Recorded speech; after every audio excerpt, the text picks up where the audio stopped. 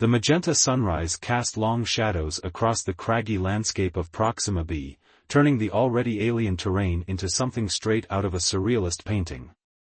Dr. Eliza Morgan adjusted her exosuit's atmospheric regulator and consulted her handheld scanner. 6 months into her 2-year xenobiology study, and she'd catalogued over 300 unique flora species, but the fauna remained frustratingly elusive. "Base, this is Morgan. I'm heading into Sector 7 to check those biosignature readings from yesterday," she reported through her comm. "Copy that, Eliza," came Dr. Tomas Jackson's steady voice. "Remember, we're expecting atmospheric disturbances in about 4 hours, so don't dawdle." Eliza rolled her eyes. Tomas meant well, but his constant reminders made her feel like a graduate student again, not the accomplished xenobiologist she'd become. "Understood. Morgan out." The jagged rock formations gave way to a valley filled with the fern-like vegetation that seemed to dominate this region. Her scanner picked up stronger life signs ahead, and Eliza quickened her pace, heart racing with excitement. Perhaps today would finally yield the discovery she'd been hoping for. The sound reached her first, a low, pained growl unlike anything in the expedition's audio database. Eliza froze, her training battling with curiosity. Protocol dictated she should retreat and call for backup, but the growl shifted into something that unmistakably conveyed distress. Following the sound, she rounded a rock formation and gasped. There, partially concealed beneath a fallen tree-like structure, lay a creature that defied all her expectations. She somehow knew instantly, had the general form of a biped, but with distinctly lupine features. Silver-gray fur covered much of his body, thicker around the shoulders and tapering down muscular limbs that ended in hands with retractable claws. His face blended human and wolf characteristics in a way that should have been jarring but instead seemed perfectly harmonious. And he was injured. Dark blue fluid, blood, seeped from a wound on his leg. Their eyes met. His were amber with vertical pupils that widened in surprise. Eliza expected fear or aggression, but instead saw intelligence and wariness. "I won't hurt you," she said softly, knowing he couldn't understand her words but hoping her tone would convey her intentions. She slowly removed her specimen collection kit, which contained basic medical supplies. The creature tensed but didn't flee or attack. Eliza took this as permission to approach. Kneeling beside him, she assessed the wound, a deep gash likely caused by the fallen vegetation structure. As she cleaned the wound, she noticed intricate patterns in his fur that seemed too regular to be natural. Clothing? Or perhaps cultural markings? The implications were staggering. This wasn't just a new species but potentially a civilization. The creature watched her intently, occasionally making sounds that seemed remarkably language-like. When she applied a healing gel to the wound, he flinched then relaxed as the pain-relieving properties took effect. "There," Eliza said, securing a bandage around his leg. "That should help." To her astonishment, he reached out and touched her hand gently. His lips moved, producing sounds unlike any Earth language, yet clearly an expression of gratitude. "You're welcome," she replied, smiling. The creature attempted to stand but stumbled. Without thinking, Eliza offered her shoulder for support. As they touched, an unexpected warmth spread through her, a connection that transcended their biological differences. "I'm Eliza," she said, pointing to herself. The creature seemed to understand. He placed a clawed hand against his chest. "Corinne," he said, the word cleared despite his different vocal structure. Eliza grinned. "Nice to meet you, Corinne." As the magenta sun climbed higher, two beings from worlds light-years apart shared their first moment of understanding, neither yet comprehending how profoundly this chance encounter would change them both. The research station's quarantine bay had never been designed for comfort, but Eliza had done her best, adding extra cushioning to the medical bed and adjusting the atmospheric controls to mimic the conditions where she'd found Corinne. Director Ramirez had reluctantly agreed to let the alien recover here instead of the high-security containment unit, largely due to Eliza's impassioned argument that treating a sentient being like a specimen would destroy any chance of meaningful contact. His wound is healing remarkably fast, Eliza explained to the assembled research team, pointing to the medical scans displayed on the wall screen. The cellular regeneration rate is approximately 3 times that of humans. Fascinating, murmured Dr. Alexei Petrov, the team's geneticist. I'd like to take additional blood samples too. He's not a lab rat, Alexei, Eliza interrupted, more sharply than she'd intended.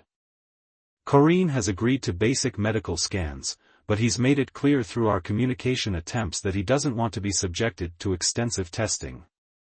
Director Ramirez raised an eyebrow. You seem very confident about what he wants, considering you don't speak his language. Eliza projected a series of images onto the screen, simple drawings she and Corinne had used to communicate. We've developed a rudimentary system. He's intelligent, Director. Possibly more so than us in some ways. Later that evening, Eliza sat cross-legged on the floor of the quarantine bay while Corinne mimicked her posture opposite her. Between them lay a tablet displaying images of everyday objects from both their worlds, a communication exercise Eliza had devised. Corinne pointed to an image of Earth trees and made a series of sounds that Eliza recorded. She then pointed to her own hair, which seemed to amuse him. What's so funny? She asked, smiling despite herself. Corinne gestured at the trees again, then to her brown hair, then made a motion of something small growing. Oh. Eliza laughed as understanding dawned. You think my hair looks like tiny trees?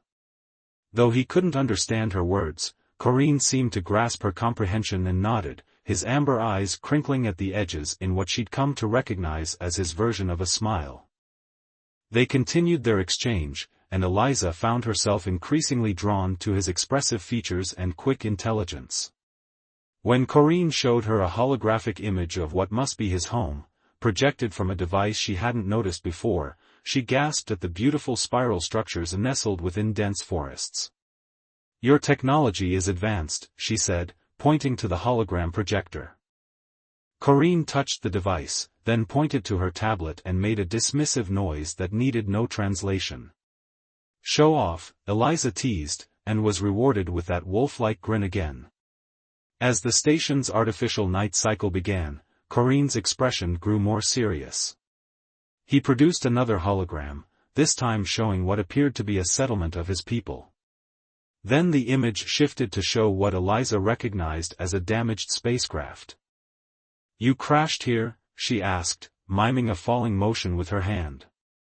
Corinne confirmed with a nod, then expanded the hologram to show a star map.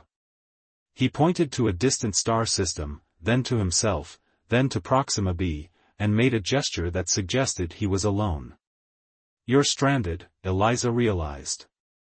An explorer, like me. Their eyes met across the communication gulf between them, and in that moment, Eliza felt a connection that transcended their biological differences, two souls far from home, seeking understanding in an indifferent universe. When Corinne gently reached out and touched her hand, Eliza didn't pull away. His touch was warm, the fur on his fingers softer than she'd expected. Something unspoken passed between them, something that needed no translation. The warning klaxons jolted Eliza from sleep.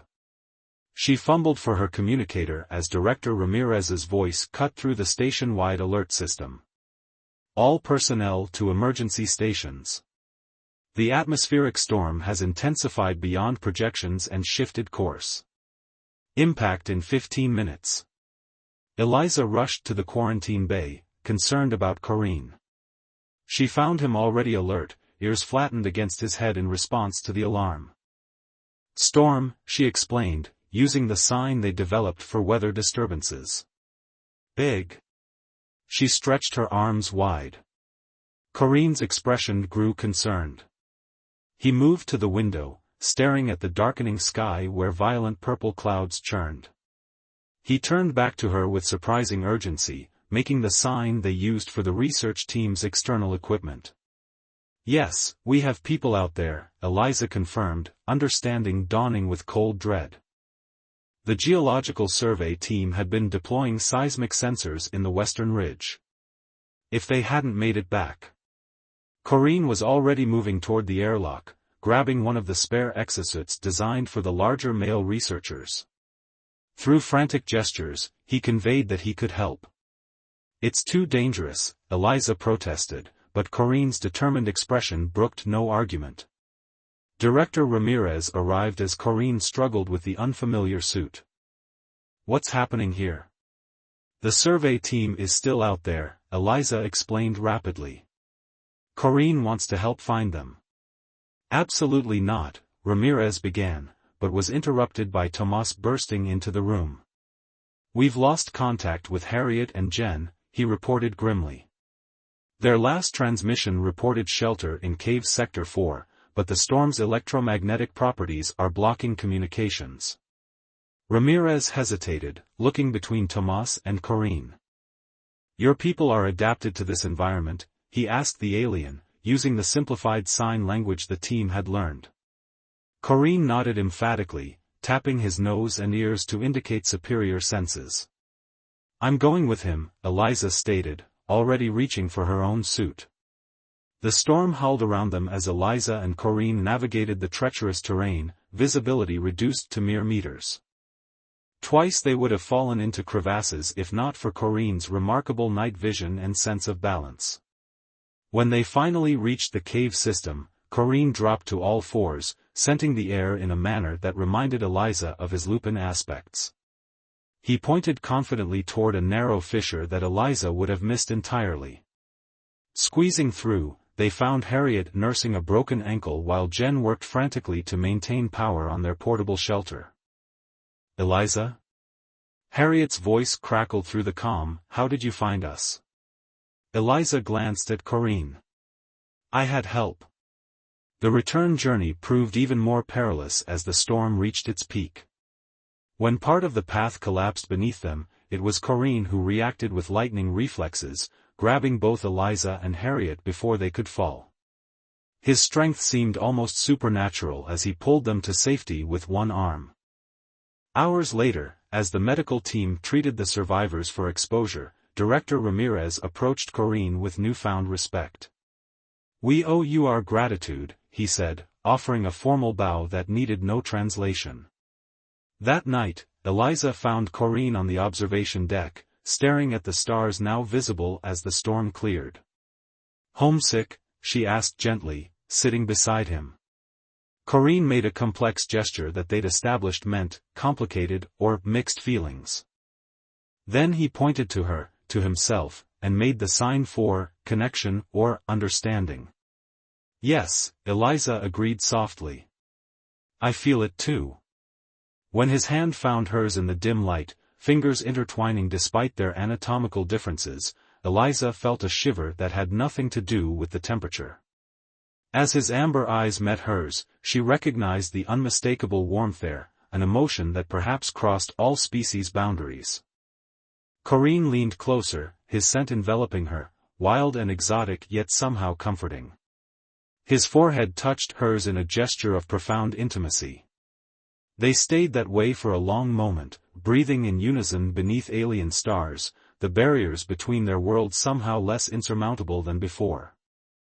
"This is completely unauthorized," Director Ramirez reminded Eliza for the third time as she packed her field kit.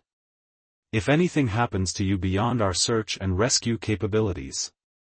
"I understand the risks," Eliza interrupted. "But this is the opportunity of a lifetime. First contact with an established alien civilization, Director." Ramirez sighed heavily. 3 days. That's all I can give you before I'm required to report this to Earth Command. Corinne waited by the airlock, wearing what Eliza now recognized as his ceremonial attire, intricate metallic embroidery on a form-fitting suit that accentuated his powerful physique. He'd explained through their improving communication system that his clan settlement was a 2-day journey northeast. "Ready," Eliza signed, hoisting her pack. Corinne's expression was both excited and apprehensive. He responded with signs for "my people" and curiosity and caution. "I'll be careful," she promised. "I won't embarrass you." The journey through Proxima B's untamed landscape was arduous but exhilarating. Corinne moved with natural grace across terrain that challenged Eliza's exosuit systems. At night, he constructed a shelter from local vegetation with practiced efficiency, creating a space that trapped heat surprisingly well. As they sat beneath the alien stars, Corinne attempted to teach Eliza more complex vocabulary from his language. The sounds were difficult for her human vocal cords, but she tried gamely, often reducing Corinne to rumbling laughter at her mispronunciations. "What does this mean?" she asked, repeating a phrase he seemed particularly amused by. Corinne touched his chest, then pointed to her, then made the gesture they used for heart or core being. "Oh," Eliza said softly, understanding dawning. It's about us, isn't it?" Corinne nodded, his amber eyes reflecting the strange constellations above. He reached out, gently touching her face with a tenderness that made her breath catch. "Corinne," she whispered, leaning into his touch. "What are we doing here? Is this even possible?" Though he couldn't understand her exact words, he seemed to grasp her meaning. He responded with their sign for "new path" and "create together." When his mouth met hers, the differences in their anatomy seemed suddenly unimportant compared to the spark that ignited between them. His kiss was gentle yet confident, his fur soft against her skin. "We'll figure it out," she murmured against his mouth. "Somehow." They reached the settlement by midday. Eliza gasped at the sight, a harmonious blend of technology and natural elements. Spiral structures rose among living trees, connected by bridges that seemed to be grown rather than built. Energy fields shimmered subtly around certain areas, presumably environmental controls. Corinne's people greeted him with joyful vocalizations that sounded almost like singing. Their reaction to Eliza was more reserved, curious stares and cautious distance. An older female, distinguished by elaborate silver markings on her fur, approached them. Corinne bowed respectfully and explained Eliza's presence through a series of complex gestures and sounds. The elder studied Eliza intently before extending a clawed hand in what appeared to be a formal greeting. Eliza mimicked the gesture as Corinne had taught her. "Valshareke," the elder pronounced carefully. "It means bridgewalker," Corinne signed to Eliza. "One who crosses between worlds." It is a title of respect. The ceremony that followed was overwhelming in its sensory complexity, rituals involving scented oils, harmonic vocalizations, and intricate movements that Eliza did her best to follow. By nightfall, she had been given guest quarters in a beautiful spiral dwelling. As she acclimatized to the slightly different atmospheric composition the Vokalker maintained in their settlement, Corinne explained more about his people's culture. They were a spacefaring race but preferred minimal interference with developing worlds. His mission had been scientific observation, not unlike her own. "So we're both xenobiologists," Eliza realized with delight. Studying each other. The irony wasn't lost on either of them. Later, as they walked through bioluminescent gardens that pulsed with alien rhythms, Corinne showed Eliza something that changed everything, a medical facility where his people were treating genetic disorders through advanced therapies. Could this? Eliza began, her scientific mind racing ahead to implications that both thrilled and terrified her. "Corinne, could your medical technology address cross-species compatibility?" Corinne's expression grew serious as he understood her meaning. He made signs for possible and not simple and time. Time they might not have, with her mission ending in 18 months. But as Corinne pulled her close beneath the glow of unfamiliar plants, Eliza allowed herself to hope that science, and perhaps something more profound, might find a way. The Earth transport ship loomed in Proxima B's orbit, a stark reminder that Eliza's 2-year mission had reached its conclusion. She stood at the communication console, Director Ramirez beside her as they finalized departure protocols. The xenobiological specimens are secured in cryo-storage, Ramirez reported. All research stations have been decommissioned as per sustainable withdrawal guidelines. Eliza nodded absently, her attention on the viewport where Corinne stood in conversation with the Vaucluse Council.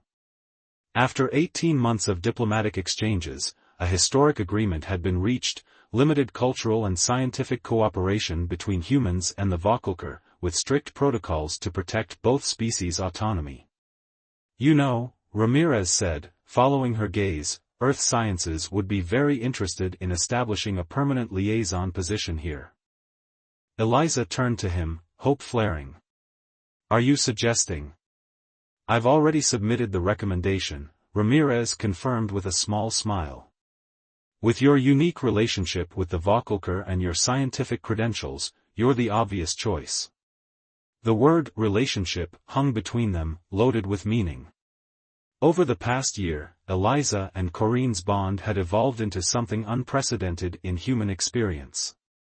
The Vaucluse medical specialists had developed treatments that allowed them limited biological compatibility, a scientific miracle that had profound personal implications.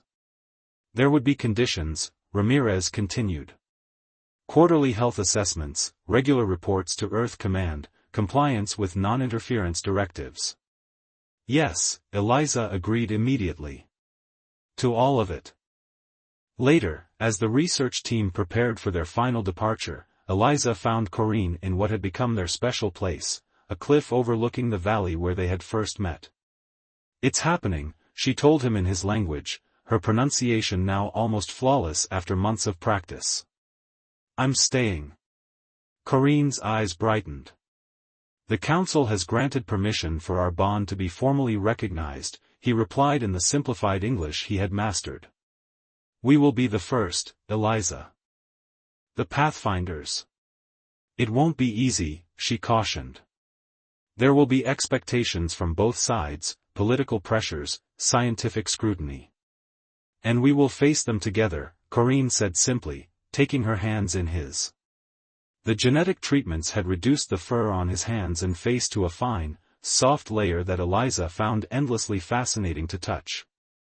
As the twin moons rose over the alien landscape, Corinne led Eliza toward the settlement where members of both species gathered for the ceremony. It blended elements of Vaucluse tradition with human symbolism that Eliza had explained to their cultural specialists. The Vaucluse elder who had first named Eliza Bridgewalker presided, her melodic voice carrying across the gathering. Today we witness not just the union of two beings, she intoned as Corinne translated, but the convergence of two evolutionary paths, two cosmic journeys that the stars have brought together. Eliza and Corinne exchanged the ceremonial garments they had prepared for each other, she placing an intricate collar of precious Vaucluse metals around his neck, he draping a mantle of iridescent local fibers across her shoulders. With this exchange, we acknowledge that our differences enrich rather than divide us, they recited together, each in the other's language. The witnesses, human researchers and Vaucluse Council members, raised their hands in the unified gesture that had become the symbol of their nascent alliance.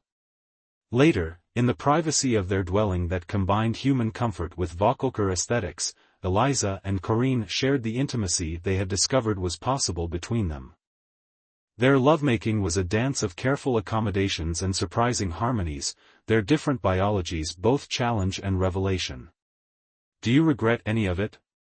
Corinne asked as they lay entwined, the bioluminescent walls pulsing gently around them. Staying behind while your kind returns to the stars?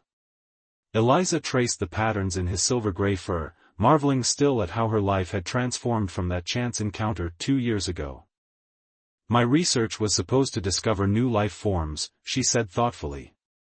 Instead, I found a new way of living. She kissed him softly, still amazed at how natural it now felt. No regrets, Corinne. Only gratitude for whatever cosmic accident brought us together.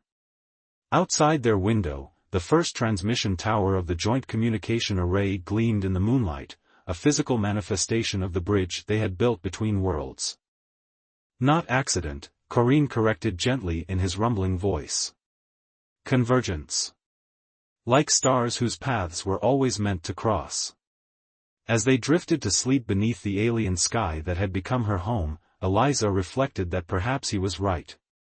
In a universe of infinite possibilities, perhaps some connections were written in the very fabric of spacetime, waiting only for two souls brave enough to reach across the void and grasp them. The end.